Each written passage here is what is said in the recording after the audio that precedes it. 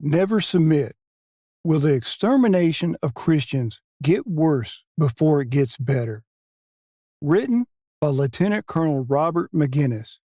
Narrated by Tony Bottoms. Forward. Christians in the Middle East are fleeing their homes or dying at the hands of Islamists, creating the very real possibility of a successful faith-based holocaust. The implications of such an outcome for the region and the world are stark. A very fanatical, militarized Islamist region that soon might be armed with nuclear weapons to threaten the world with atomic terrorism, and the same insidious conditions that promote Christian genocide there could spread to America. Reversing this very serious threat must be the top priority for Middle East governments and their populations, the so-called moderate Muslim world. Western governments already frightened by rising Islamist threats and a genuine global response by Christians to rise up around a doctrine that combines moral, civic, and Christian virtues as the guiding light of future political and Christian social action in the Middle East. This volume addresses the Islamist threat in 5 sections that build upon one another, beginning with a sobering view of the genocidal situation facing Christians in the Middle East.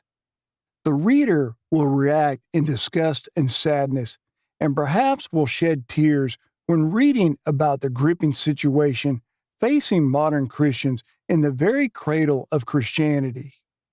The blame for the Christian genocide rests squarely on the shoulders of the region's Islamists, Orthodox Muslims who believe their faith gives them license to kill, as well as Islamic governments that refuse to defend innocent Christians, and the so-called moderate Muslim societies that silently stand by because many endorse a truthful, albeit violent, interpretation of Islamic literature.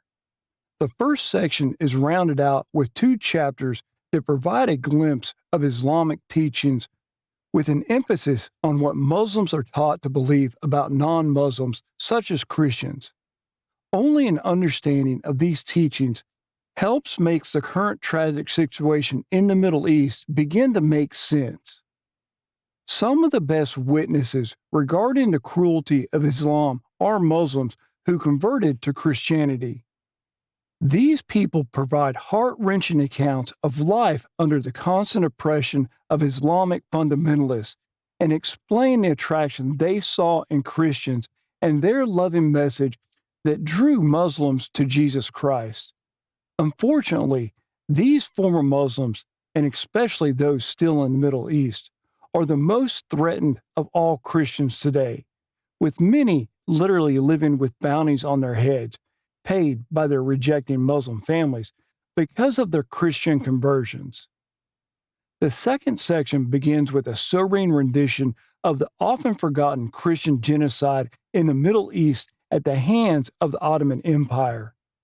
Early in the 20th century, millions of Armenian Christians faced a brutal holocaust at the hands of their government. Death, exile, persecution, and the destruction of most every artifact associated with their ancient Christian culture. A review of the circumstances of the Armenian Holocaust sets the stage for a walk through 8 universal conditions of genocide now facing Christians across the Middle East. Each of these conditions is present in most of the region's countries, and the growing avalanche of disaster facing Middle East Christians becomes all too self-evident. Genocide is taking place, and unless dramatic action is soon taken, the entire region will be cleansed of the followers of Jesus. The third section demonstrates that Middle East governments, Islamist extremist groups in particular, and complicit moderate Muslim societies, along with many outsiders who ignore the inconvenient tragedy, share the blame for the Christian genocide. Specifically, the global Christian community and its governments are not doing enough to stop the genocide. In fact, President Barack Obama and his administration